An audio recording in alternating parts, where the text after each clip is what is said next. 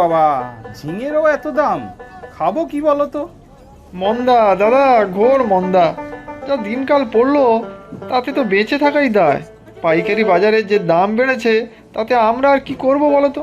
সারা সকাল এই রোদে বসে দু পয়সা লাভ না করতে পারলে সংসার চালাবো কি করে বলো তো দাদা? সে তো বুঝি ভাই, কিন্তু আর যে পারছি না। সব কিছুর দামই তো আকাশ ছোঁয়া। এদিকে রোজগারও তো তেমন বাড়াতে পারছি না। আচ্ছা নাও, তুমি কি নেবে? দাম একটু না হয় কমই নেব। এরপর আবার মাছের বাজারে যেতে হবে। মাছেরও যা দাম, ছুঁতে গেলে হাতে ছ্যাঁকা লাগে।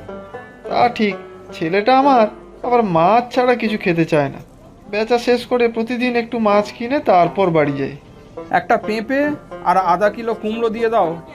দিচ্ছি দাদা। একটা লাউও দিয়ে দিই, খুব কচি আছে কিন্তু। গোটা লাউ দেবে? সে তো অনেক দাম। না না, অর্ধেক লাউ কেটে দিও। দেখি চিংড়ি মাছ পেলে নিয়ে যাব।